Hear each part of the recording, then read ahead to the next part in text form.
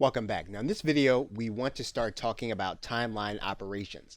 Of course, every video creator is going to be different, but when you start talking about matching audio to the images that are going to be in your video, you are going to have some options and tools available to you in order to make the timing perfect.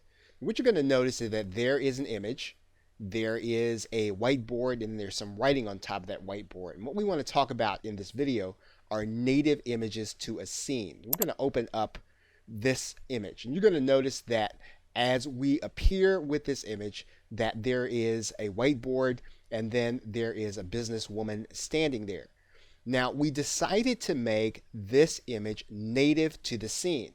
And you'll notice then that there is 0 time that it takes in order to draw the image. And what that means is that when the scene starts, this image is already going to be there. And that's one tool that you have available to you. You don't have the time in order to draw it.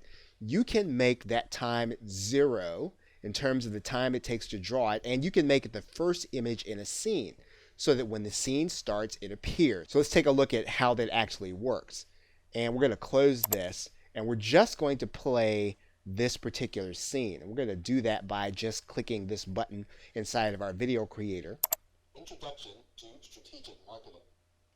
And so what you notice is that when the scene started, the businesswoman as well as her clipboard was already there, and we started the animation with the writing.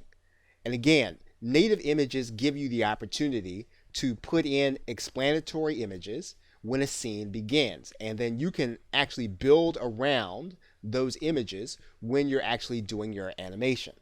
Now, this computer monitor in our video is another native image. You'll notice that it has 0 time to animate, so when the scene actually starts, this computer monitor will be in the scene at the very beginning, and we're going to build around this computer monitor.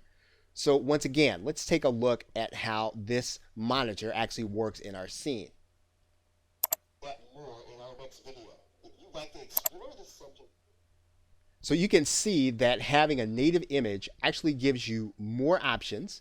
It allows you to put more images in the screen to make your video more explanatory. So use this technique in terms of your timeline in order to give your video more life and more images so that your viewer will know what you are trying to say. Okay, so with that, thanks, and I will see you in another video.